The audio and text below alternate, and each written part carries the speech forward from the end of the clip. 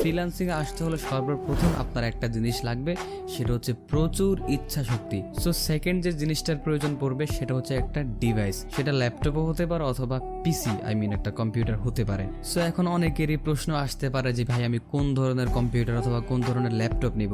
তো তাদের জন্য আনসার হচ্ছে আপনি যে স্কিলটা শিখবেন সেটার উপর ভিত্তি করবে আপনার কম্পিউটার অথবা আপনার ল্যাপটপের প্রসেসর অথবা কনফিগারেশন কি হবে। যেমন আপনি যদি আমার মতো গ্রাফিক্স ডিজাইনে আসতে চান তাহলে আপনার একটা ভালো মানের কম্পিউটার অথবা ল্যাপটপ লাগবে।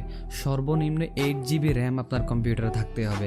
আর প্রসেসরের ক্ষেত্রে আপনি যদি ইন্টেল প্রসেসর নেন তাহলে কোরাই 4 জেনারেশন থেকে শুরু করে যত পরে যাবেন ততই আপনার জন্য ভালো। আর আপনি যদি আমার মতো AMD পছন্দ করে থাকেন, রাইজেনের আপনি রাইজেন 5 5600G, রাইজেন 5 4600G, আরও কয়েকটা ভার্সন আছে, আপনি সেগুলো নিতে পারেন। এগুলো বর্তমান বাজারে প্রাইস অনেক কম। সো আপনি চাইলে এগুলো দিয়ে অনায়াসে কাজ করতে পারবেন।